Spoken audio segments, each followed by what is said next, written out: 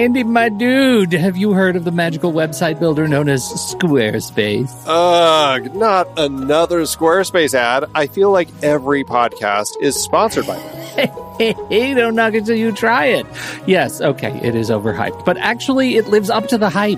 Squarespace is like a website fairy godmother. With a click of a button, your site transforms into a beautiful masterpiece. A website fairy godmother? That sounds interesting. What makes it so magical? Well, for starters, those slick templates make anyone look like a professional web designer. Pick one, customize the colors and fonts to match your brand, and voila. Plus, the drag-and-drop fluid engine is so easy, your grandma could build a site on Squarespace. Well, she did knit me a lovely scarf last Christmas.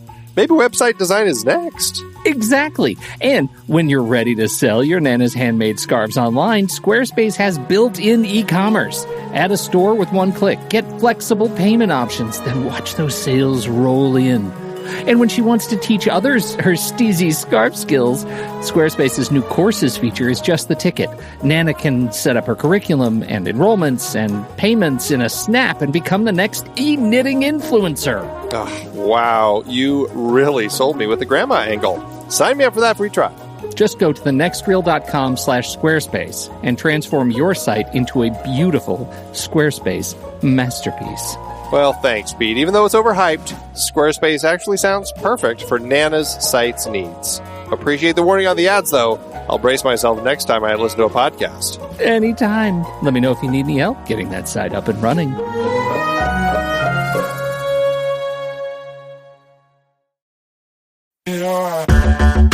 Andy, can you believe we've almost hit 700 episodes of The Next Reel? I know, it's crazy. And with all the other episodes in our family of podcasts, we are well over 1,200 episodes of movie conversation. It's really pretty amazing that we've gotten to have these in-depth movie chats every week for over a decade now. And we couldn't have done it without our loyal community of film fans. Their support over the years has meant so much. For sure. That reminds me, we should give the merch store a shout out. Buying shirts from thenextreel.com/merch is a great way listeners can continue to support the show. Plus, they get to sport our great designs.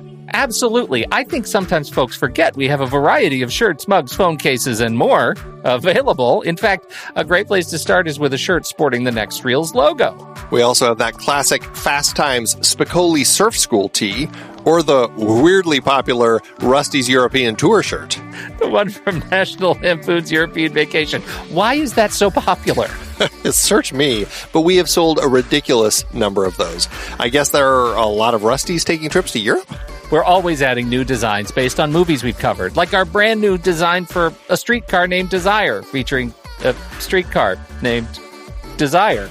So if you want to rep your love of TNR and films, head to thenextreel.com/merch. Every purchase helps us continue to have these weekly in-depth conversations. So visit thenextreel.com/merch today. And as always, thanks for listening and being a part of the Next Reel community. We've got lots more great movie chats coming your way. I'm Pete Wright. And I'm Andy Nelson. Welcome to The Next Reel. When the movie ends, our conversation begins. In just a matter of seconds, you're going to hear a classic episode of this show from back in the day when we called ourselves Movies We Like. It took us a while to settle into the show's format, so you'll notice some differences as you listen to these episodes. For instance, it takes us a bit of time to actually get into the conversation about the movie. Things like that. But we're still proud of the conversations about the movies themselves, and we think they're worth keeping in the library. So enjoy these episodes from our back catalog. And you can become part of our Discord community, learn more about the show, and find out how you can become a supporting member at thenextreel.com. So thank you, everybody, for downloading and listening to The Next Reel. We appreciate your time and attention, and we hope you enjoy the show.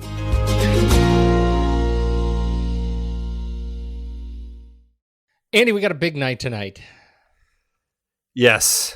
It is a big night. I felt like you had to take a breath there. Are you ready for this? Largo. That was Never Say Never, right?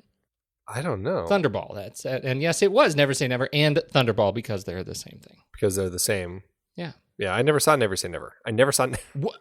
Whoa. I never saw Never Say Never. What? They changed his name. I think they changed his name to Maximilian. Yes, they changed his name to Maximilian, not Emilio. Emilio was Thunderball. Maximilian was Never Say Never. I actually really enjoyed Never Say Never, and I know it's not official, but I really enjoyed it, and I think people give it too much guff. I feel like I need to watch it. I do enjoy Thunderball quite a bit, so I feel like I'd probably enjoy Never Say Never again, but I just have never gotten around to it. I mean, it was directed by Irvin Kershner. Yes, if it was. That's saying anything. Klaus Maria Brandauer. Mm-hmm. Just saying. One day. He was struck by a harpoon. Ouch. He was harpooned. It was a float by harpooning. A float by. That sounds so not threatening. Well, this is my way to segue into our reminder, because you said we have to remind people about a Bond thing coming up. Yes. Man, is James Bond spanking England or what? Is he? Yeah. I haven't looked. Really well. It opened breaking all kinds of records this weekend. Good Can't for believe him. We have to wait a week.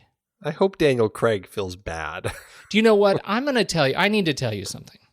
What's that? I need to say this about that. We commented on some of his comments about James Bond, and I went back and I heard a much longer interview. This was an interview with Simon Mayo and Mark Kermode. They did a live thing at a live event at the biggest IMAX theater in Britain, apparently, in London. And they had everybody who is anybody from Spectre. It was their big Spectre thing. And they did an interview with Daniel Craig. Actually, that was the only interview where he wasn't live, but everybody else showed up. And then they did a video interview with Daniel Craig. And I'm telling you, he was... You know what I like about Daniel Craig? And you can tell he hates it. The press junkets, he hates them. Yes. He really does not like them. He doesn't... that doesn't mean that he's not considerate with his answers. And I think sometimes... the entertainment media jumps onto his language and his colorful use of expletives and only quotes that because it's sexy and it's Daniel Craig and he's fiery and that's his language and et cetera, et cetera. You know what I'm saying? When you hear the complete interview, particularly this one, he is as involved and dedicated a filmmaker as anybody on this team. And I was really impressed, especially coming off of that last interview that we had cited on this show. That was the slash really, my wrists interview. Yes, that was really poorly done, and he did say those things, but it was taken so wildly out of context that you didn't get the sense for how much Daniel Craig has put into this film. I mean, he's a producer on this film. He helped write the script. He has been there from day one. Yeah, he said it's been 2 years. Yeah. And so I just get much more of a sense that he is very much a party to this. He is not a disgruntled ex-Bond. He is somebody who loves the character very, very much. And his only mission, as he says, was to make sure that when we leave, I'm paraphrasing now because of the colorful use of expletives, but his only mission was to make sure as he's leaving that they've left it in a really good place. That whoever comes up next can take it and run with it and do something else great and be their own Bond. And don't listen to anybody else. Don't listen to anybody. Just go be their own Bond. And it was really a great interview. I thought it was wonderful. There you go. That's my follow. Well, that's my Bond happy. follow-up. Yes. Yeah, I mean, I agree with everything. I agree with everything. I'm just a real roller coaster of a conversation, Andy. feeling very agreeable right now. Anyway, we have this. The whole point of this is that we have a reminder, right? Yes. What is our reminder? We are doing our film board for Spectre, not this weekend, but the following, right after it opens. We'll be recording that a couple days after it opens, and it should be going live within the week after that. Yeah, because we're recording that the Sunday. Sunday. Yeah, so it opens in the U.S. on that Friday, whatever that is, November 5th, I think. 6th. Opens on the 6th. We record the 8th. We're going to see it that weekend. We're going to record on the 8th. I'll try and get that up as fast as I very much can. How about that? I should say, and this is a very timely update. My timely update is that our entire podcast is broken right now, and so you can download in iTunes. If you're an iTunes listener and you're trying to go back to the back catalog, you will have some difficulty going back past The Martian. I'm trying to get these fixed as fast as I can, but it's broken, and I'm sorry, and it's not my fault. It's not my fault. It's not my fault. Uh-oh, what happened? Dumb. Nobody's interested. It has to do with a slash and a .mp3 and a slash.mp3 thing. It's awful. I hate slash.mp3 things. Terrible. We have a death. We do have a death. How sad is that? Maureen sad. O'Hara died, 95 years old. She just passed away this past Saturday, and she died in her sleep. Seemed relatively peaceful. Died of natural causes. Miracle on 34th Street. Yeah. One of the most famous is The Quiet Man, directed by John Ford, with John Wayne, the famous wind blowing through the house scene as he grabs her and pulls her close and kisses her. And my first experience with that was, of course, E.T., because that's what E.T. is watching, and Elliot is kind of picking up on that and kisses that girl in the classroom. Oh, she's so great. She was a fantastic actress. I haven't seen enough of her stuff, but I did always enjoy seeing her on screen. McClintock. Did you see McClintock? How Green Was My Valley. Rio Grande. Mm-hmm. Great. Yeah, Miracle on 34th Street. That's an annual one over here. So yeah, that's a loss, and it is very sad. And how awesome is it that she just died in her sleep? That's the way to go. Here. All right, we should probably get into the big stuff. Let's get into the big stuff. It's Listener's Choice Day. I love Listener's Choice Day, Andy. Me I feel like too. We need a charming bit of pomp and circumstance here. Insert Foley sounds of parades and happy children.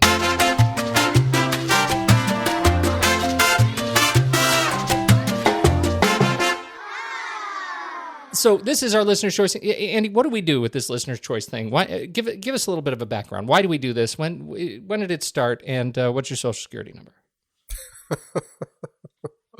Just kind of tucked that in there, didn't you?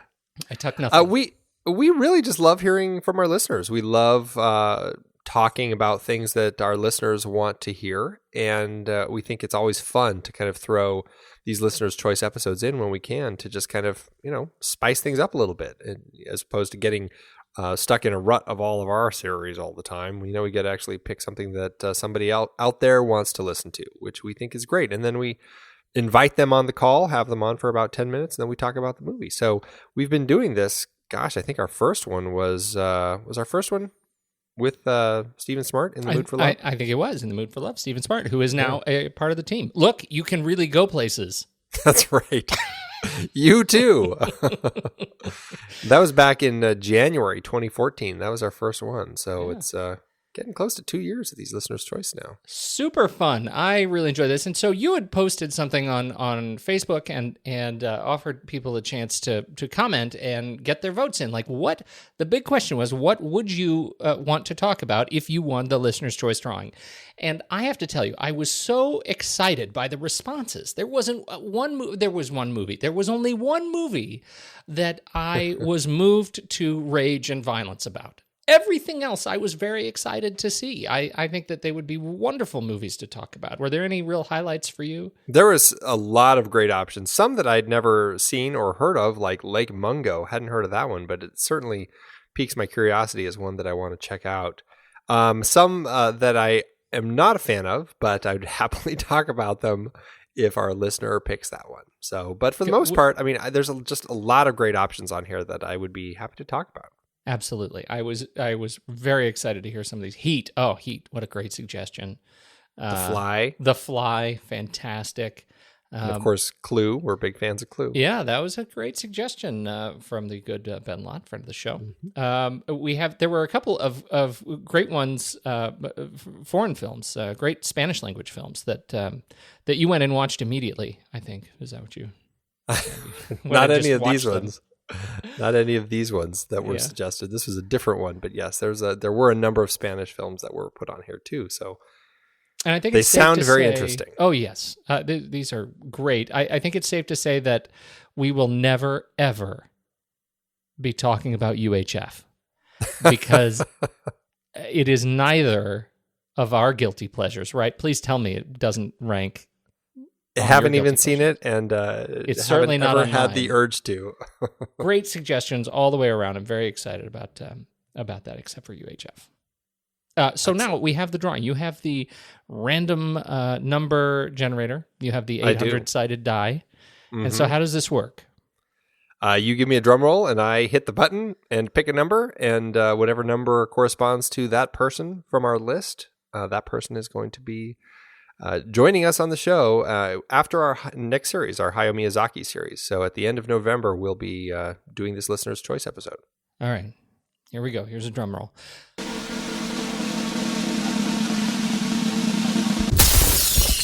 And the winner is Diego Luis Contreras Lopez. Hey, Diego. Fantastic. Oh, this is going to be great. He was one with a lot of great Spanish language films. This is going to be really fun.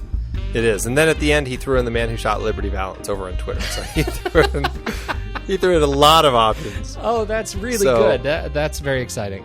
So we'll send you a note, Diego, and then of all of those movies or anything else, you can pick what you want us to talk about on the show, and we are going to watch it, have you on the show, and chat about it with you. Fantastic. Great fun. Another listener's choice in the bag, Andy. Congratulations. Yes, indeed. Looking forward to it. We've got some more follow-up. This follow-up is from the good Ben Lott. The Blot Spot this week. He does come in talking about The Innocents. And I think of the series, I am most proud of our choosing this film based on his response. Absolutely. The Blot Spot this week says, The Innocents did an impressive job of creating a creepy atmosphere. The combination of lighting and music sets the tone perfectly. And that's a really good thing since the whole movie is tone and atmosphere. The best part of the film is the ambiguous nature of the whole thing. I appreciate that it didn't commit to the existence of ghosts, since I'm not a big fan of ghost stories. I never understood Miss Giddens' thought process, though. She seemed to constantly make odd leaps of logic that I couldn't comprehend. I started to feel like the ambiguity was going away as her actions became less logical. Still, for a genre of movie I hate, this one was so well made that I didn't mind the scares. Your rank 27 out of 207, my rank 104 out of 207. There it was. There was that golden line. Still, for a genre of movie I hate. That's right. I call that a win. I do too. I think The Exorcist, another one that Ben watched for us, is way down at the bottom of his list. So I know. So this is definitely a win. This is definitely a win. Shall we tell the people where we're from? Where are we from?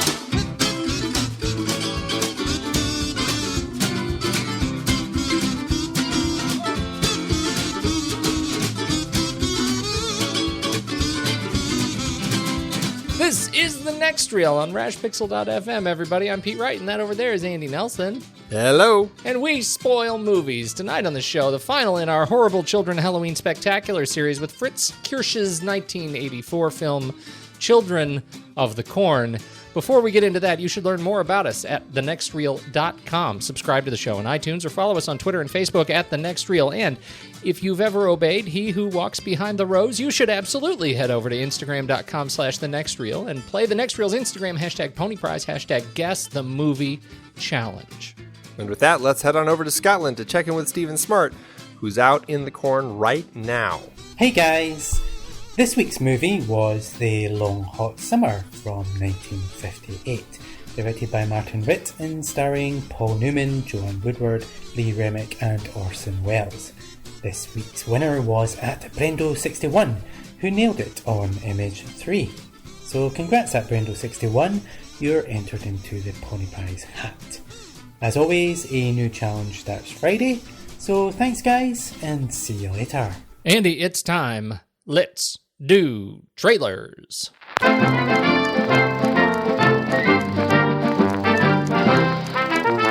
Andy, I'm pretty excited about my movie.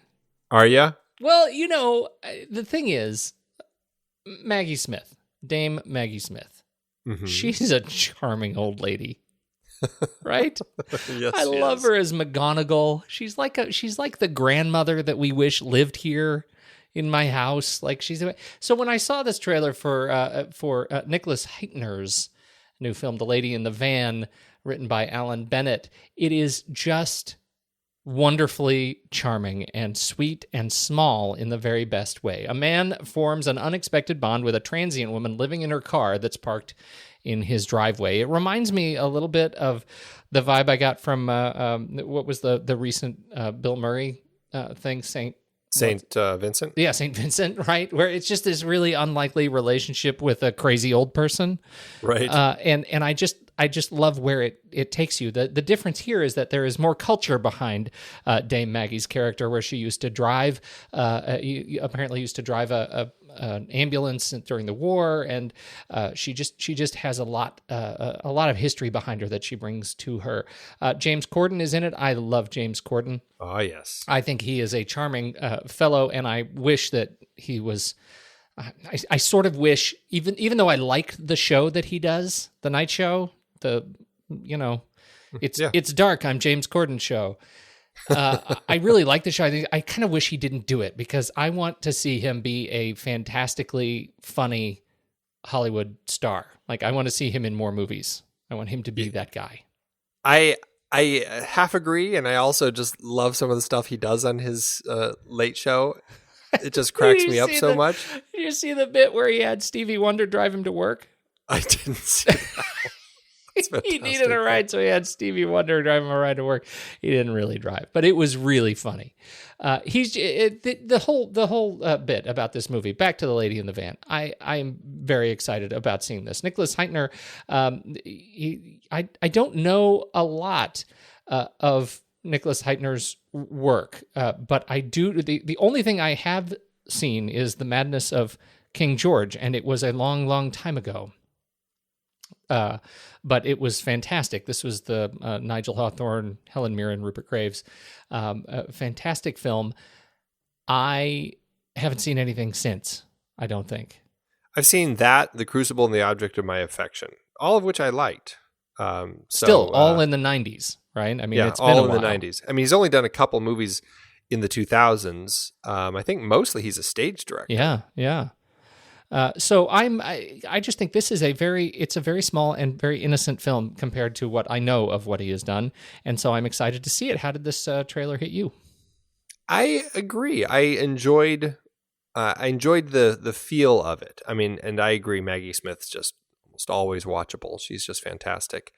It has a vibe that I connect with, that I think is very sweet, and but it has that kind of that cute, quirky old person sweetness, and so I'm looking forward to this one. I think it looks pretty interesting, and Dominic Cooper is in it, I guess. Yes, Dominic Cooper is in it. I didn't even say that out loud, but yes, he is in the film. And apparently Jim Broadbent too, but he's not in the trailer at all. Yeah, I know, that's weird, right? Yeah. So yes, Dominic Cooper leading back into his, well, of course he's in Agent Carter. He plays Howard Stark on Agent Carter, but going into his 2016 Warcraft. That's right. Yes. He's in Warcraft. Well, what's funny is Dominic Cooper is one of the top billed people, but he's only labeled as theater actor. Yeah. And he's not the guy. Who's the actor who's playing the priest? The man, right? Yeah, the man. Oh, I thought that was Roger Allam. Yeah, it is Roger Allam. There's a guy that I do know, but didn't know I knew until we just started talking about this. Holy cow. He was in The Book Thief, V for Vendetta. He's been in a ton of stuff. How have we not talked more about him? Roger Allam series. It's coming out January 15th, 2016. So we're heavily into the 2016 movies now in the trailers. I think yours is yours 2015 too? Mine's 2015. It's Mine's 2015? 15. Yeah. Wow. Oh yeah. Didn't see that coming. What is it? I didn't either. Mine is Don Verdeen, which I want to be good. Yeah, I don't think it's going to be good. I don't either. Jared Hess is directing it. Co-wrote it with Jerusha Hess, the pair behind Napoleon Dynamite. Yep. And Nacho Libre and Gentleman Broncos. All of those films.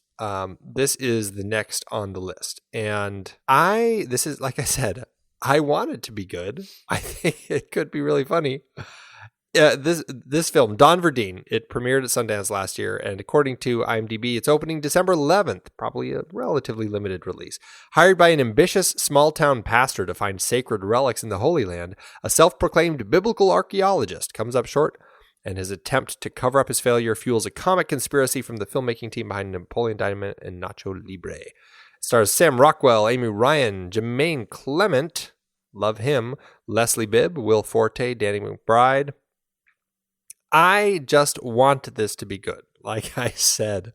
And, I just saw something in the news about who was it, Pete, who was just busted. It was like the CEO of Hobby Lobby was just busted for importing religious icons from Iraq or something. Well, he wanted to use them in his craft book. Yeah, he was doing some crafting, some scrapbooking. Right. You don't know. I mean, when you go to the high-end scrapbook fairs, they are trading some crazy stuff. When you say book, it's in quotes. It's in right. Oh, man. Somebody needs to make that movie. There you go. That's the movie I want to see. Go ahead. So, I don't know. Because of that was in the news this past week. That made me think, or when I saw this trailer, it made me laugh that it just seems like it's coming true. So here it is.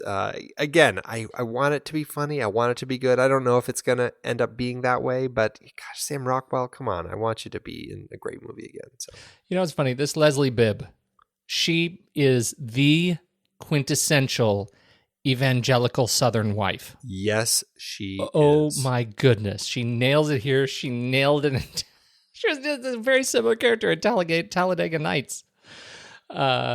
She cracks me up every time I see her on screen. Anyway, I agree with you. I deeply want this to be successful. I think the trailer, I think it's way too all over the place, even as a trailer, to equal anything that feels like it's going to be. It could very well be that it's a bad trailer. That it's just it's a bad trailer that's strung together with some cockamamie weirdness, but I did not connect with it.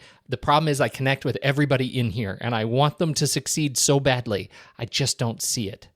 That's where I am with it. Yeah. So it makes me sad because I think that there could be something there, but yeah, I don't know. Yeah. All right. But did you say when it comes out? Apart from 2015? Yeah, December 11th. All right. There you go. There you go. Well, Andy, clearly there is no room for people who watch public television. No room! No room! Every child is afraid of the dark, the unknown, the nightmare. In Gatlin, Nebraska, that nightmare is in the corn. Stephen King's Children of the Corn. Praise God! Praise the Lord! From Stephen King, the author of Carrie, The Shining, The Dead Zone, and Christine, an adult nightmare. Children of the Corn. I'm here, Lord! I'm ready! Stephen King's Children of the Corn, an adult nightmare. Children of the Corn, Andy. 1984. Directed by Fritz Kirsch.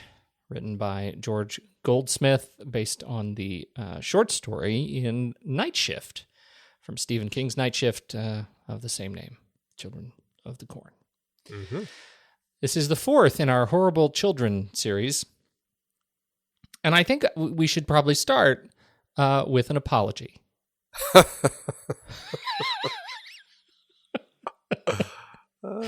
Don't you think? Probably. Children of the Corn is a terrible film. It's terrible. It's terrible. It was a terrible experience watching it, and I can't wait to hear how it shook out for you. It's a terrible way to end. And as I put on Twitter, I feel like I've been punked. My memory of this film is so much different than my experience watching it. I should not have watched it. I should have just done the show based on my memory. It would have been a great film. Yeah, didn't we have a term for that? Somewhere in our... in the lexicon? Yeah. I'm going to have to look that up. How did it hit you? I had never seen this when I was young. I didn't see this until a couple years ago, and just trying to flesh out some of my holes in my Stephen King filmography, and really didn't care for it then. And so it was relatively much more fresh in my mind, and it was on our list anyway, and I'm not sure why. I think I don't know if we couldn't think of any other movies with bad kids or what, but Well, that was a failure on our part. And I'm going to take some of the blame because I think I probably was more enthusiastic about the movie than you were because my memory of it was generally positive. Oh, how wrong I was. Mm-hmm. This movie is dumb. I mean, it is plumb stupid from the moment the first character opens its mouth in that ridiculous voiceover. Yeah, the voiceover is terrible. I will say, okay, there is something that I really do enjoy about this film. And I think this is fair to say. I really enjoy the music by Jonathan Elias. I like the little creepy choral kids singing. You know what? I'm going to give that to you. I agree with that. Because, I don't think that that's going to affect any of our Flickchart ranking. I don't either. I don't think this movie is going to win any vote based on the music. I don't either. I don't either. So where does the movie fail for you? This is going to be an interesting conversation because it's not a film that works for me. I read the short story, but it's been a very long time since I read Night Shift, and I don't really remember it. I refreshed my memory with kind of a plot summary on Wikipedia, so I've got that in my head. And it's very different, if I remember. There was much more of a focus on the couple and fertility, and it is different. And then the film was actually remade. The interesting thing is that Donald Borchers, who produced this back in '84 for New World Pictures, he had the script. The original script, I guess, was written by Stephen King, and then they went to George Goldsmith, who rewrote it. I guess either Donald Borchers or Terrence Kirby, one of the two producers, really felt that an audience was not going to be happy with a film that basically ends with your protagonists getting killed and that the kids were the antagonists. They just really felt like an American audience wasn't going to be able to handle that. So they said, we're going to have to rework this script. We need to have and then the other thing is they needed the couple to be more likable, because in the original Stephen King short story, it's a fighting, bickering couple that they're driving across the country to move, they're close to, I think, getting a divorce. And so trying to save their marriage, they drive across the country to California to go take a vacation. As they're coming through Nebraska, then all of this stuff happens and they end up getting killed. The producer felt that, we need to have the couple survive and we need to have them resolve their relationship by the end of the film. All of those things, I think, were mistakes. That being said, Borcher was such a fan of the original script and really wanted to do it right that in 2009, he actually got it made for the Syfy Channel. And I actually watched that as well, just to kind of compare. And it is much more in line with at least the Wikipedia plot synopsis of the short story. The couple bickers constantly, and to a point where I really hated both of them. They were so unlikable. It was very frustrating. And the kids are just all evil. And then both of the protagonists get killed, and the children and he who walks behind the rose are victors. It was a very interesting, different take on the short story, and I guess closer to King. Of course, that being said, Stephen King did say that he does not want. I think that they sent him a letter to his attorney or something, and he said, "I want," or his attorney wrote back and said, Stephen King wants nothing to do with the remake. Basically, he I guess wrote off the fact that they were going to redo it and all that stuff. I don't know. I think that for him and his baby, his 1977 short story, to see a crappy movie made from it, and then to have like 7 sequels from that crappy movie and a remake, it's kind of mind-boggling that this thing has lived so long. Yeah, it really is. I've been trying to figure out what the allure is of the story. I think there's first of all, there's a general, I think we have culturally a generalized, it's easy to feel a generalized sense of fear around farms, right? There is a lot of mystery in high stalks of corn, right? Oh, yeah. I think it's really easy to find that thing. Also, there are a lot of crazy implements that can be used in scary ways, right? Absolutely. And so I think there's that. There's a lot of mysticism around corn. I mean, the children of the corn. I think technically, I mean, Mexican people are technically children of the corn. If you go by the Mayan legends that that the gods came from the corn. They were born of the corn, and thereby their ancestors are children of the corn. And so, there is a lot of sort of religious mysticism around corn that I think is really important. This film celebrates none of that. I mean, I guess it sort of does. But in the way that it celebrates the whole fertility ritual, that, for me, is where the film falls completely apart. This is a film for me where there are two things going on. There is this religious spectacle of children who are so indoctrinated into evangelical, this bastardization of evangelical religion, that they have killed all the adults. And there's this supernatural element of the tremors worm under the cornfield, right? Right. And it ends in a Saul Bass spectacle. With the animated fire coming up from the ground.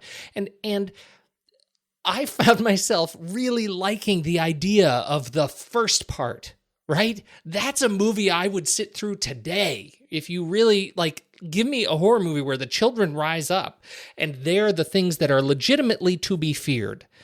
But instead, then we have this whole mystical underbelly of the corn, and it just is, it's so terrible that the implementation of what I think is the good idea, even though it's not great, I could sit through. The rest of it, I found it really just, I was so easily distracted. It was tough to get through. Do you see what I'm saying? Does that make sense? Yeah, I totally see what you're saying. It was, this is one of those movies that came out at a time where I think the people who kind of continued this kind of cult classic nature of the film saw it at the right time in their lives, where they still can kind of watch it and enjoy it and kind of, just kind of click with it. I mean, I was trying to find people who had 4 or 5 star reviews on Letterboxd just to see what they had to say. And, I think I only found a couple of them. And one of them, showed the girlfriend this for the first time. For some reason, it tends to get dogged by people, but I've always considered it one of the classics. I love it. Outlander! So it's one of those things where I think when you click at the right moment with that, when it came out, it's still something that you can latch onto. And you're probably the person who's going to go watch all of those sequels and remakes and everything. But for the most part, it's especially for me who never saw it. I watched it once. I was like, gosh, this is just pretty atrocious as far as filmmaking goes. I don't know. It's really poor. That being said, I have been involved in many low budget films. This was a low budget film, and I understand why the people involved in it are so passionate about it. I understand why people kind of can still click with it, because there is something about that camaraderie you have when you're working on something that is really low budget. And those people, I mean, all of these the filmmakers. I mean, you've got Fritz Kirsch, you've got Courtney Gains, Linda Hamilton, John Franklin. They're all still really big fans of the movie and and I'd say fans of what it did for their careers, I think. But I think a lot of that stems from the fact that it was like a family when they made it, not so much because it was a really good film. It's just, it was a fun time, I think.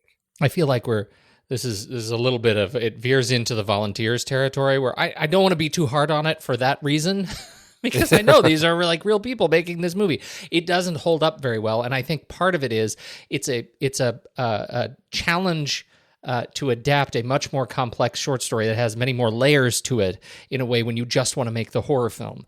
And they made the horror film, and there's a lot of blood, and there are, oh my God, so many hero knife shots, the blade being pulled from the scabbard, we just don't need any more. We get it. The kids have a lot of knives. Oh my gosh, they have knives. And it turns out, I remember now, it wasn't a blender. It was a meat cutter. Slicer. Yeah, right. Yeah, right. that was not great. I will say, I did like that Fritz did kind of play with that a little bit, and he doesn't actually show most of that. No. Most of the time, it's all just kind of he's pulling an Alfred Hitchcock and doing it where you're not seeing any of those cuts. And it kind of makes you think you're seeing it. It makes you feel like it was much worse than it was. Oh, yeah. And particularly when you compare it to something, I mean, here we are, goodness, 30 years later, and I'm watching, Walking Dead and seeing things that are much more horrifically violent. Like they have come so far in their ability to really depict those kinds of flayings and bashings and crushings and cuttings on screen in a compelling way. I mean, I like them both, but it's just it's interesting to see like this. I have a feeling they went more in this direction out of necessity, because some of the things that they allude to, I have to imagine would have been impossible to pull off in a compelling manner. Well, and you have to think, 1984, I don't think they would have gotten away with it either. True. I think that the ratings board would have really just kind of put the kibosh on all that. Yeah. So in terms of that, I guess I some of the challenge that I have is in the cinematography, just in choices around the camera. It felt very repetitive. It felt like they found a pattern of where they were going to put the camera, how they were going to set the camera, and how then they were going to cut it together, that it just became a very orchestrated series of events in the film visually that I didn't find myself moved by after the opening sequence. No, none of it is really very exciting. It doesn't stand out. The look of the film, just the way of it, the way that it was put together, all of it feels just very economical, like people working on a budget. Mm-hmm. And my understanding from listening to them talk about it is, I mean, it was a very difficult thing to make. I mean, they had 1.3 million, 500,000 of that went to Stephen King, and the other 800,000 was the budget for the actual film. Mm-hmm. So, I mean, King got a hefty chunk compared to the actual budget. But, I mean, it was one of those things where they were going to keep having bigger things. As it got to the end, there was supposed to be this thing where Malachai gets pulled through the corn and taken away. And the producer kept coming to them going, you know what? We don't have any money. We've got to cut that. We've got to cut this. We got to cut that. And things kept getting chopped. And I think a lot of the stuff that we see in the film here is here because it was the necessity of a low-budget production. Let's talk a little bit about our main adult heroes, shall we? Let's. Bert and Vicky. Bert was played by the young and strapping Peter Horton, right? Who has gone on to do a lot of stuff, a lot of TV. He's on. Is he on TV right now? I don't think so. I don't think he's on right now, but my goodness. He was on Grey's Anatomy. He did Brimstone. He was Ezekiel Stone in Brimstone for a year. He was actually played Scott Fisher in the TV movie Into Thin Air, Death on Everest in 1997. But he's been around. He's been around for a long time. 30-something. That was the other one he was in for a long time. That was the big one. That was his big that one. He Yeah. did. Yeah. That's the one where I always remember him from that show. And if you ask me, he's got plenty of credits, 50 credits, TV and film. And I would not have been able to name any of those except Children of the Corn and 30-something. See, the thing is, I think when was 30-something on? Right, that 87 to 91. Okay, so immediately, a couple of years after that, the show Party of Five comes on, right? Mm-hmm. And that was my introduction to Matthew Fox, who if you put them side by side, Matthew Fox and was it? They look like Peter Horton. Peter Horton. It's like Peter Horton is just a blonde Matthew Fox. It was like they were, and so they were always sort of the same show. It was like 30-something was the parents of the Salingers on Party of Five when they were the kids, and the 30-something parents were killed on a bus crash or something, and it was like a sequel. That's what I'm saying. It's not really very funny. Anyway, so Peter Horton, very young. I think he was fine for what the movie was. It looks like he kind of petered out as far as acting goes in 2012. Really has kind of taken up the mantle, directing and producing a lot of TV since then. Mm-hmm. So that seems to be where he's kind of fallen now. Linda Hamilton had come off of some TV. She'd done a bunch of TV. She did King's Crossing, Hill Street Blues, straight into Children of the Corn in 1984, and then same year released The Terminator. 1984 was a big year for her.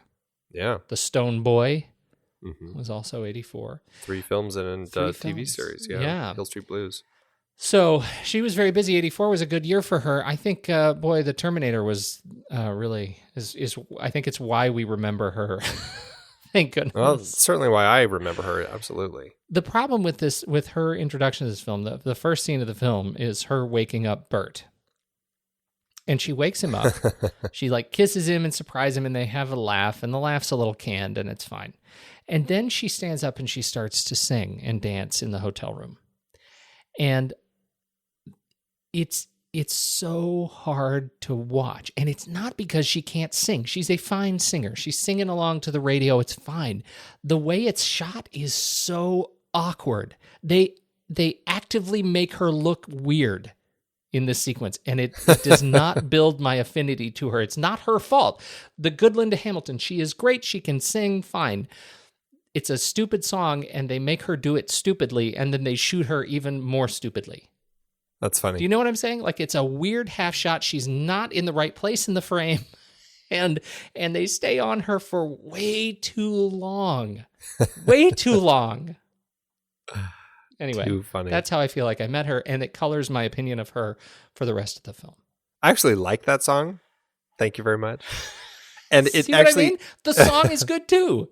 Yeah, it made me think of Stephen King, because Stephen King is always writing songs into his books. Totally. And it felt like a Stephen King type of song, something that he would actually put in his book. And I don't know if it's actually in the book or not, but it just felt like it. And that song makes me think of King. And so I kind of get distracted in that part anyway, because all I'm thinking about is Stephen King. No, I'm with you. But isn't that kind of a sign that it kind of takes you enough out of the film? Yeah. That's not great. No, it's not. And, they tried to kind of develop this this relationship problem that Vicky and Bert are having. And it's kind of there. This scene has a little bit of it, but it also kind of things like the singing distract from it. And it's just one of those things where I think that I don't know. I feel like that in the process of putting the script together and trying to find the right way to tell the story, I think they were making some of the wrong decisions, because I don't think that some of these choices, like the singing, moves the story forward in a direction where it's actually developing this tense marital relationship that this couple has. Oh, totally. That, granted, for the way that they wanted it scripted, that does need to be repaired. You get little hints of it, but there's just not enough there. Absolutely. In fact, it introduces much more of a fun frivolity to their relationship that we really can't feel sorrow for where these people are in the general trajectory of their relationship together, because of the way they do this. It's not very economical in building a troubled relationship on film. It's kind of a waste of time.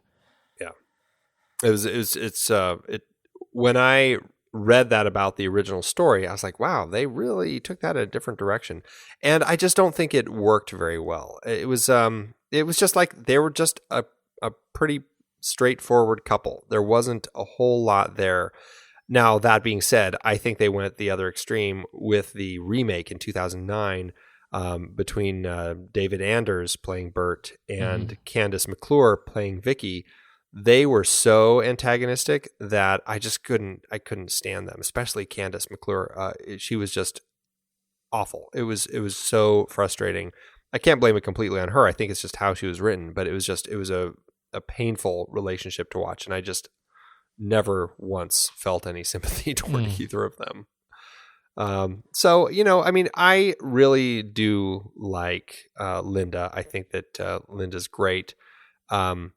It does feel just like it does feel early for her. It feels like early in her career sort of performance. And she's adorable. And I find it hard to fault Linda Hamilton because I do like her a lot.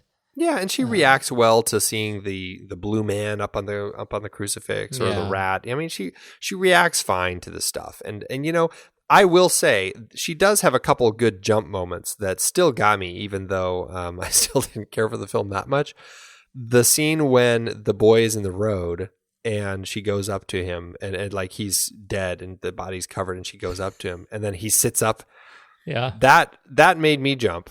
And it's actually funny because listening to them talk about it, they told Linda that because of, regulations with, child labor and all that, they couldn't have the kid laying in the street the whole day.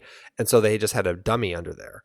And so she was over there and everybody on the crew knew that it really was him. That it was actually the boy. And so they had the boy jump up. And when you see her reaction jumping back, that's actually her reacting because she had no idea. Yeah, so that's pretty good. That was good. That was a great moment. And then there was another jump in the house when she kind of sneaks up on Bert as he's poking around that made me jump. But well, the thing I like so much about her performance here is that it really does give you a sense of just how good she can be in Terminator. Because as an action heroine, as somebody who really can handle those kind of intense moments of action and thrill, she does it so much better there that it just really kind of shines a light on her capacity that I don't think she was totally on display in this film. Yeah, and so so it's a win by reference. Yeah, I'll give you that. Let's talk about the kids. Yes, because this is, after all, the horrible children spectacular. That's right. These were horrible children. John Franklin is a creepy little dude. Yeah. Yeah, he's just 5 feet tall, and but he was like 23, I think, or 23, 24 when they made the movie. But he works really well, I still think, as Isaac. And as much as I didn't like a lot of the movie, I actually really enjoyed him in the role of Isaac. I think there's something about him that works well in a horror movie.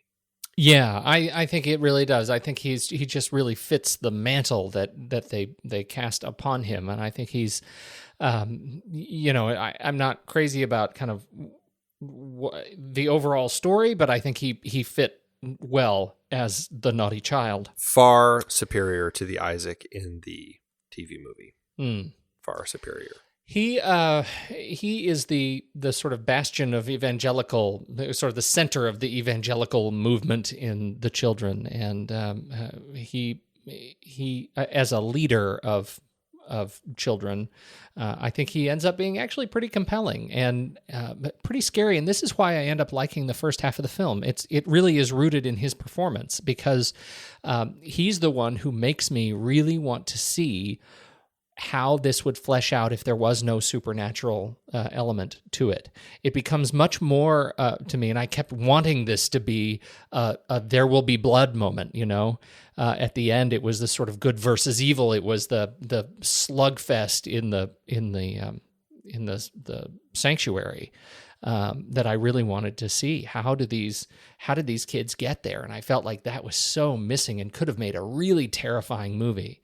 But it was all thanks to, I think, the way he pulled off that intensity. And how lucky is it that they would find this guy who could come in and do this at 23 years old and be the kid that they needed him to be. in such an intense and scary way. He had apparently just moved to LA from Chicago, which interestingly, he just got done performing as Miles in the play of The Innocents. That he left Chicago for LA, and he came out there, and I guess he's just one of those interesting guys. He's got a really interesting look. He started getting cast right away. He really didn't have a hard time breaking into the industry. He was immediately cast in a couple commercials, and then this, and so he got this part. And then he was in some. He actually ended up being in a video game for a Star Trek. A commercial for a Star Trek video game. Right before he left town to shoot this, and they cut his hair to make him look like a Vulcan because he was going to be a Vulcan in this commercial. And he's just like, I'm leaving town tomorrow to go film a movie. I don't know if they want you cutting my hair. And they're like, oh, that's your problem. And so they cut his hair to be a Vulcan, and he showed up on set, and he's like, I'm sorry, this is what they did to my hair. And Fritz was like, no, it's great. I love it. It looks weird. It's perfect. We'll roll with what we got. Smoke if you got them. Low budget, baby. So awesome. I think that speaks well to just kind of that overall weird look that he has. That short haircut, I think, also exemplified a lot of that. And he actually ended up returning in Children of the Corn 666, Isaac's Return. Yeah, and I think he wrote it. He was one of the co-writers on it. That's right. I actually started watching it today just to see what it was like. What was your opinion of it? And, apparently what happens is Isaac doesn't die at the end of this. I don't know if he takes Malachai into the corn and then gives Malachai to, well, I guess he who walks behind the rose dies, but he ends up in a coma. Isaac's in a coma, and he's been in a coma for 19 years. And the daughter of Bert and Vicky? Not of Bert and Vicky. The daughter of Rachel and Amos. I think Amos is the one who cuts the star. He's turning 19. He cuts the star on his chest, and he's sacrificed to he who must walk behind the rose. Yeah. And I think Rachel is his. I think that she's the crazy wife who tries to kill Bert right at the end. I could be wrong though. I'm not quite sure. That was Anyway, her baby, she has her baby. The doctor in town hides the baby and says that her baby died, and they bury her. And this baby, gets adopted and all this. But she finds out that she's from Gatlin and she's part of this whole thing. She goes back to find her mother, played by Nancy Allen, of all people. Mm. Yeah, and because she's come back to town, it awakens Isaac from his coma, and now he is, trying to get her. I don't know. Then it just got turned nonsense. The whole thing was nonsense anyway. But I did not watch that one. I did watch a bit of Children of the Corn Genesis, which is the most recent one. Right. I watched some of part 2 also. I was really fascinated by the fact that this has spawned such a big franchise of these horror films. So I ended up watching part of 2 and part of 6 just to see what it was. And, they are typical low-budget sequels to a horror franchise. There's not much there, and the budgets are low, and the stories are dumb. But people who are a fan of the first one kind of keep it going. I mean, that's why Friday the 13th has so many, and Halloween and all these things. So although I prefer both of those movies, the originals, to Children of the Corn. So, but yeah, this is just another one of the series that just kind of keeps cranking them out. So beyond John Franklin, the other sort of primary child was Malachai, played by Courtney Gains. Yes, very buck-toothed at the time. Yes, indeed. He is. He has been very busy. He is a busy boy. I mean, I worked with him, 4 years ago now? Yeah, I think is that Ambush at Dark Canyon? Dark Canyon. 3 years ago, yeah. Yeah, we filmed that together, and I mean, he's a great guy. I really enjoyed working with him. He's a lot of fun.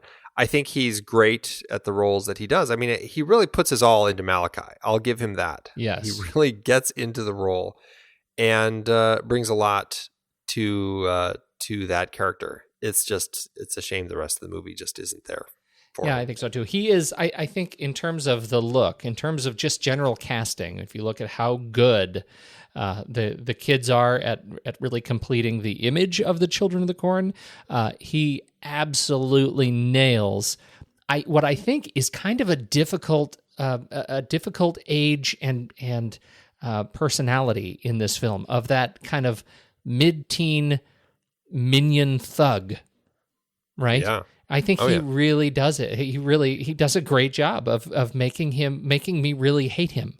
Not just because the film is annoying, but because I just really hate him. That's, I think I call that another little win. So the music and then two of the kids, those are good things about this film. Yeah, absolutely. I wholeheartedly agree with all of that. I will say Job and Sarah, I think, Robbie Kiger, Anne-Marie McAvoy, I think they're really cute kids who work really well in the role that they're given. Robbie Kiger, I really he was a kid that was one of those that I kind of grew up with because he was also in Crazy Like a Fox TV show that I loved watching. Oh, that's right. He was in the Monster Squad, which I didn't love, but he was in that. He's just one of those kids that kind of was a kid when I was a kid, and so I always enjoyed seeing him on screen.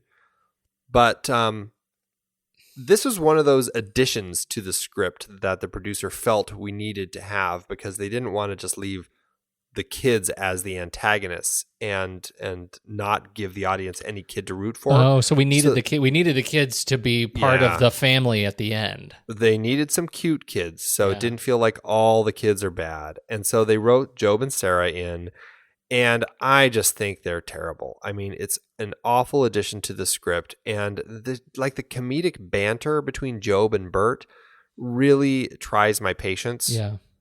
And it doesn't work in context of what they're trying to do with this story. Well, it and doesn't fit the genre. Not at all. And the hero moment at the end, where he runs out. Bert throws the Molotov cocktail right into the corn and miraculously hits the only road in 10,000 acres of corn, dry corn, now soaked with gasoline.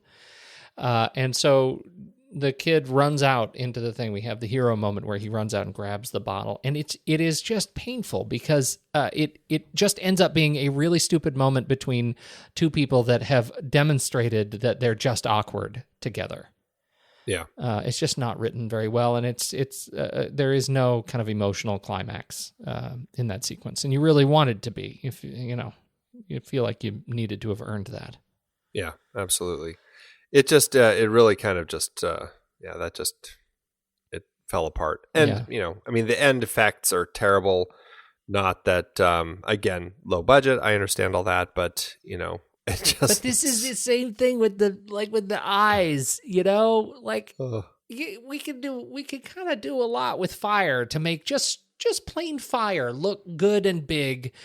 And I imagine it would have been, it was more expensive to do all of the drawing that they did, all of the coloring with the markers. Yeah, with the silly face in the fire that they have at the end. So bad. It's pretty bad. Something that does end up always becoming a problem when I'm reading Stephen King's stories is we do get a lot of this stuff with where he takes the horror and then it turns into some big creature-y sort of thing.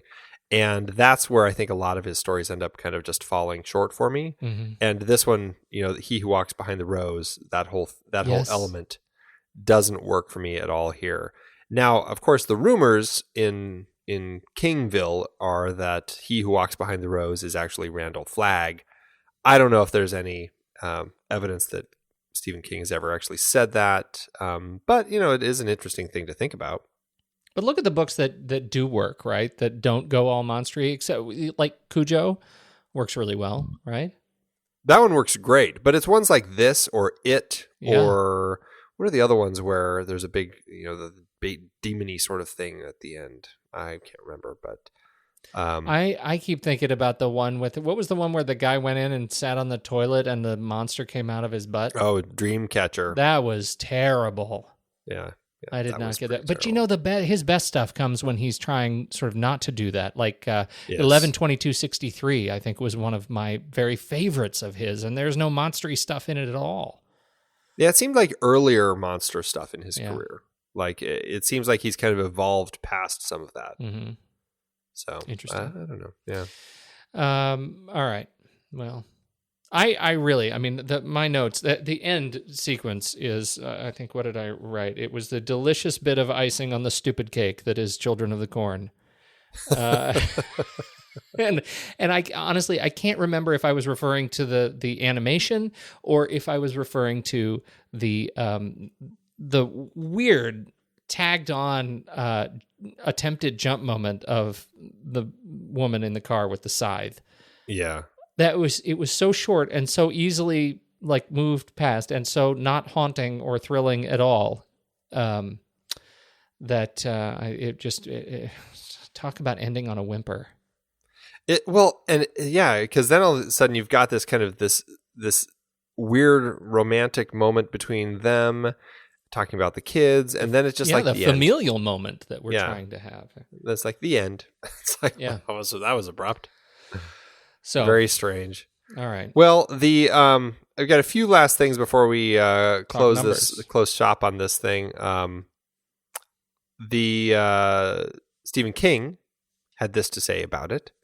My feeling for most of these things is like a guy who sends his daughter off to college. You hope she'll do well. You hope that she won't fall in with the wrong people. You hope she won't be raped at a fraternity party, which is really close to what happened to Children of the Corn in a metaphoric sense. Oh, wow. Yeah. So he's not a fan of this one. Which, given his involvement in the initial script that was totally scrapped, like he had, I think, a real intensity for it originally. It's such a shame. Yeah. I think he got shut out of it and felt like they took it in a direction that he would never have gone in. And he's just like, more power to him. I'm just glad I'm getting these checks every time they make a new movie. Yeah. Here's the thing. Here's the problem. Well, you do your thing, and then I'll give you my last opinion. Okay. childrenofthecornmovie.com. If you are really into it, it's actually childrenofthecornmovie.blogspot.com, but I think you can go to either one. For people who really are fans of this film, this is the site to go to. It goes through all the different shooting locations up in Iowa, whether it's Hornick or Celix or whatever they all are. It goes through all the different locations. It has updates on all the children of Gatlin 25 years later, interviews, just got tons and tons of stuff. So if you are a fan of this movie or you do want to learn more about it, that's where to go.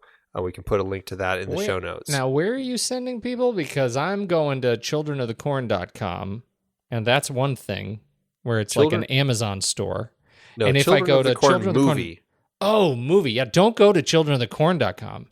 No. Somebody is childrenofthecornmovie.blogspot.com. Oh, yeah. See, I can't listen and talk. I can't do all this stuff. Children of the Corn movie is very different. Yeah. Childrenofthecornmovie.com. Look at how sweet that animation is. They have their eyes are flashing just like the other one. This isn't sweet. Oh, Village of the Damned with pitchforks. Yes. All right. So anyway, if you are a fan of the movie, check that site out. The last thing I was going to say before, just to wrap my part of this up, is Diego over on Twitter said, much better than Children of the Corn, check out ¿Quién puede matar a un niño? Who Can Kill a Child? This was a Spanish film released in 1976, and I actually ended up watching it. Even though it's the YouTube link, it's all in Spanish. I've got enough Spanish in my head to make my way through it, even though I missed quite a bit. But I did watch it, and I actually did enjoy it quite a bit. And interesting that you said, Pete, earlier, that taking that story without the supernatural element and just having these kids all of a sudden kind of turning and killing everybody, this is much more like that, and it's much freakier. I really enjoy the way they do that. There still is a weird supernatural, like, what is causing these kids to turn? I probably missed that part in the Spanish, but especially it gets to the part where his wife is pregnant and somehow these kids kind of get to the baby, and so the baby actually kills her from the inside out, which is a little silly. But for the most part, it was much better than Children of the Corn. It has a much creepier vibe to it, and it just kind of looks at these adults like, what is going on with these kids? And gosh, can I actually kill them because they're these cute little kids? And it's actually a pretty interesting little film. So I would recommend people who didn't get much out of this, maybe if brush up on your Spanish and check out the YouTube link where you can watch the full movie. All right. So we'll put that in the notes too. Yeah. My Spanish is probably not good enough to get me through it. There's a lot of Spanish. All right. Well, it's although in Spanish, interestingly, so there's a lot of Spanish. Interestingly, all the credits are in English.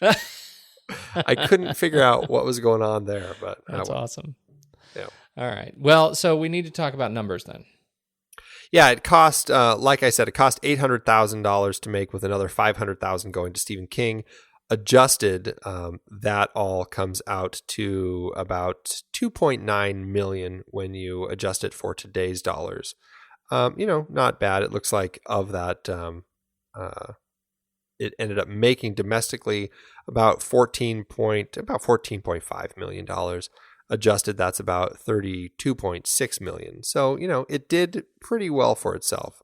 Made about $320,000 per finished minute, which I guess is enough to spur all those sequels. I think we should rank it. Let's do it. Head over to flickchart.com/thenextreel, everybody, and make sure you go there, you sign up for an account, and start ranking movies. And you should, you want to make it easy on yourself. Start with this one. What do you think? Sure. Start with Children of the Corn and just rank it, and then everything else it will just flow. All right, Children of the Corn or the Bad Seed? The Bad Seed. Absolutely, the Bad Seed. Children of the Corn or the Sandlot? Sandlot. Sandlot it is. Children of the Corn or Major League? Major League.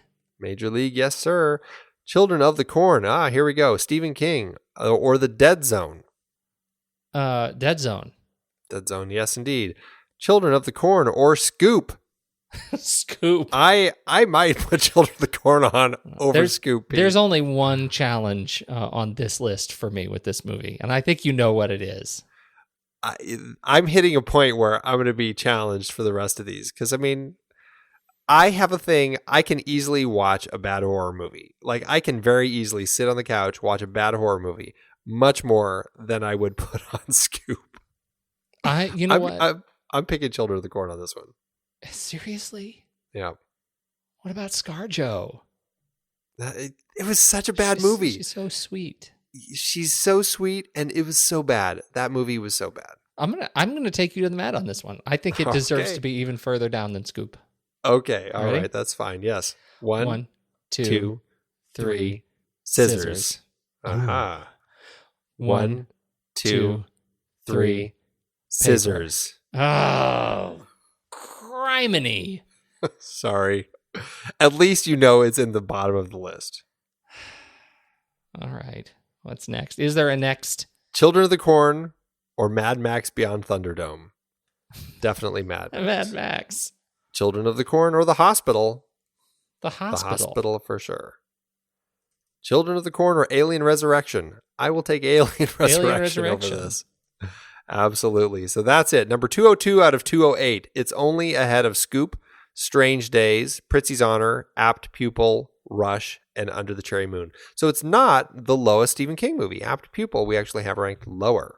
See, and I will tell you, now that we have watched Apt Pupil more recently, where would you rank those? Hypothetically, had that come up, where would you rank those? I would rank Apt Pupil above Children of the Corn. Yes, that's my problem. But see, I would rank Apt Pupil above Scoop also. I think Scoop is the problem. Scoop never came up against Apt Pupil. Scoop is a problem. Probably not. Scoop needs to be much lower. Much lower? There are only 8 movies left, Andy. It needs to be right above Rush. That's where I would put that's Scoop. Where I would put this. I needed this to get down there, Andy. Well, that's what we should do. See, Children of the Corn and Scoop both should be moved between Apt Pupil and Rush. Are you telling me? Are we making an executive decision right now? Are we allowed to do that? It's our I think we should. site. I think we should. Let's do it. Yes. Make that happen. All right, Scoop is going down. We're re-rank. We are breaking tradition here because we're actually doing a re-rank. Yes. We've Yeah. never done this before, except on our big Except for re-ranking during the show. big re-rank, where we actually re-ranked every movie. That's right. All right, Scoop loses to Major League, loses to The Dead Zone, loses to Children of I'm the gonna play Corn, montage music while you're doing this. loses to Apt Pupil. Scoop to Apt Pupil? It loses to Apt Pupil, right? I don't think so. Scoop? That's the... Oh, yes. No, yes. Scoop loses to Apt Pupil. Yes, Apt Pupil does. Sorry. And then Scoop and Rush. I think we decided Scoop beat Rush. Scoop beats Rush. Starting at 200, Oh. The Hospital. 201, Alien Resurrection. Strange Days, Pritzi's Honor, Apt Pupil, Children of the Corn, Scoop, Rush, Under the Cherry Moon. Good. Yeah. That leaves it at 205 out of 208. All right. No, I feel good about that. I feel much better about that. I do too. I feel like is something that we had to do. Now, if we really wanted to be more authentic, we would re-rank Under the Cherry Moon. If I recall, there was a rock paper scissors moment in there that torpedoed that one below Rush. Yes, I think there was. It's hard to make Rush the brunt of terrible movie jokes when it's not the lowest movie on the list. I know it's hard to make terrible movie jokes about Under the Cherry Moon when it's one of our guilty pleasures. Exactly. Do you see? This is the thing. This is the conundrum. I hear you, man. I hear you. Hey, what's your Letterboxd ranking for this one? Do we really want to put that? Do we really want to celebrate we watched this in Letterboxd? Can't we erase that? Pete. What is the lowest we can give it? I think we've got to give it the lowest we can give it. Is it a 1 star? I'm not giving it the lowest. I enjoy the two leads, and I enjoy the music. I give it 1.5. I give it 1. Okay, Andy. So we finished the Horrible Children series. Do you have any final comments about how horrible children can be on film? I think that there is something great about, and is super scary about having children be the bad characters. It is really off-putting, and I think that's why it is really effective in some of these films. I think it'd be an interesting series to revisit if we could find some more recent works that really kind of exemplified why it can work so well. Because the recent works that we've uncovered just here are not celebrating how it works so well. No, exactly. Yeah. The Innocents, I think, is the peak here. And Yeah. The Innocents, I think, is just a really fantastically creepy film. Works really well. And I'm really glad that we did the series, if for only to talk about that movie. I absolutely agree. And I doff my hat to you, sir. Thank you for adding that to the list. Where do we go Absolutely. from here? We are going to do a little 3-part Hayao Miyazaki series, which is going to be a lot of fun. I think this is our first foray into animation, right? Yeah, I think so. I believe it is. We're going to be starting at his beginning of the career with Lupin III, The Castle of Cagliostro. Then we're going to jump to My Neighbor Totoro and end on his last film, The Wind Rises. Setting it up for family movie night. How Absolutely. great, because I haven't been able to watch a movie with my kids in a long time because of this stupid series. I thought you watched Village of the Damned with them. Or was the Bad Seed? One of those two. It was. I did. I think my daughter was in with Bad Seed, but this Children of the Corn would have been a bridge too far. Yes. Yes, indeed. All right. Hey, good talk. But for now, I gotta go to bed. All right. I got to go wander through the rows of corn.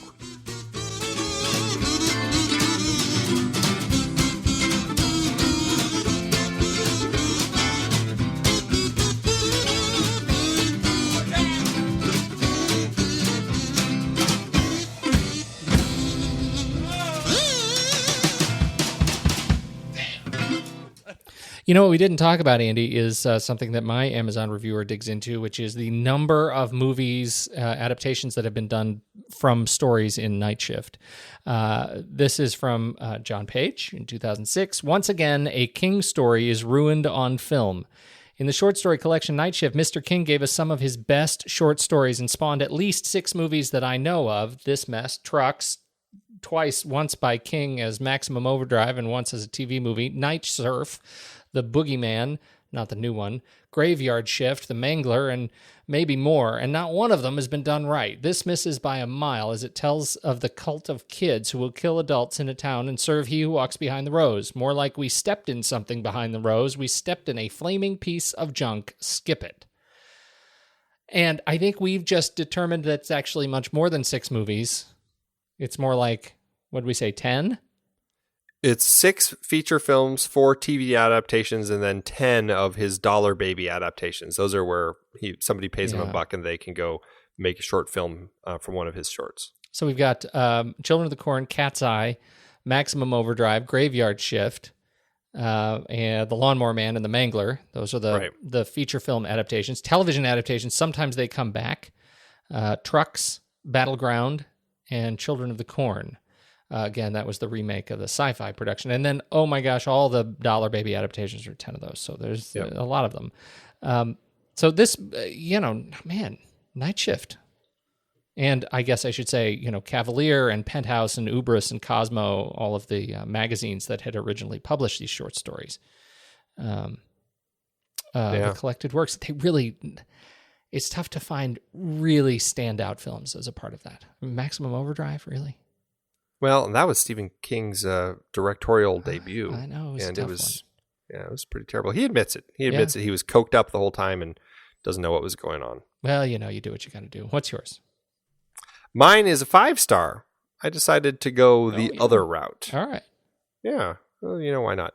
5-star by William Dorfer, who loves it. Children of the Corn is one of those movies that leaves a connection with you after you've seen it. I remember when I was 11 or 12. See, this is what it's all about, Pete, seeing it at that key time in your life. Yeah. And this movie was on TV right in the beginning in the coffee house massacre scene. I remember being so frightened I had to switch channels. Being older, I can say that the movie's not as terrifying now, but Children of the Corn still has an eerie atmosphere that entices you all the way through. If you can get past what may seem silly aspects that climax toward then end and enjoy the movie nonetheless, then Children of the Corn will definitely be a great watch. It's one of those 80s classics that's still just as entertaining, eerie, mystical, and captivating now as it was in its own time. The setting in the abandoned little Midwestern town is the perfect setting for this sort of movie, so that beefs up the quality of the film right there. In addition, the acting is quite good, and Isaac is one of the most sinister little punks I've ever seen on screen. Malachai, too, plays an awesome villain, but whereas Isaac plays the darker, more evil villain, Malachai plays the more nuts-out, kick-ass sort of villain.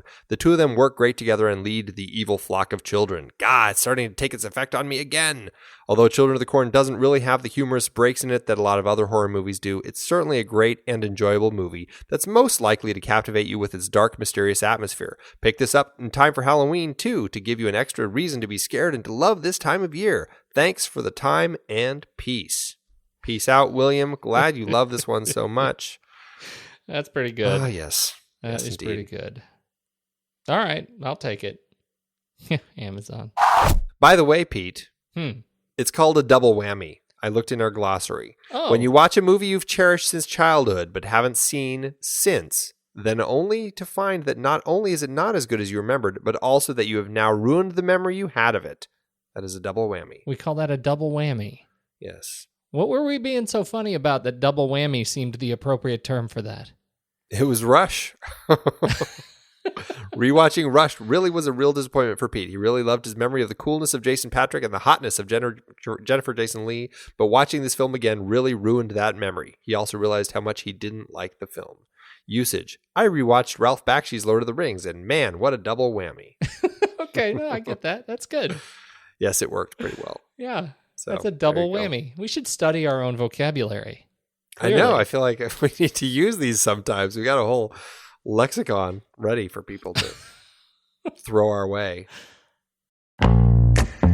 It is hard to believe we have been having in-depth conversations about movies since 2011. You are telling me. Producing this show week after week requires a ton of work behind the scenes. If you'd like to help support our efforts, one easy way is by using our originals page when shopping for books and movies that we've covered. Just visit thenextreel.com/originals. Your purchases made through our links give us a small commission at no extra cost to you and allow us to keep having these great discussions. Season 5 had some great adaptations, like our Meryl Streep Oscar-nominated performances series. We covered adaptations like Kramer vs. Kramer, Sophie's Choice, and The French Lieutenant's Woman. It's a real Sophie's Choice between those books. You see what I did there? Yeah. And I don't think it's quite at the level of a real Sophie's Choice. We also did Snowpiercer for our Bong Joon-ho series, adapted from the French graphic novel Le Transpersonnage. Man, I love that movie. We had our two-part 1939 series that included adaptations like Gone with the Wind, Ninotchka, The Women, and The Hound of the Baskervilles. A number of those 1939 movies, like Goodbye, Mr. Chips, also tied into our recent 1940 Academy Award Best Picture nominee series. Our naughty children horror series had creepy adaptations like The Bad Seed, Village of the Damned, The Innocents, and Children of the Corn. For our Hayao Miyazaki series, we talked about his take on Lupin III with The Castle of Cagliostro, plus his own The Wind Rises. Some great listener choice picks too, Viridiana and The Great Escape. And for our David Mamet Wright series, The Verdict, The Untouchables, and Glengarry Glen Ross. Plus, Kiss Kiss Bang Bang from our Shane Black series adapted from Brett Halliday's novel, Bodies Are Where You Find Them. Dive into the sources for all of these at thenextreel.com/originals. Every book you buy helps support the show. Check out thenextreel.com/originals today and find your next read.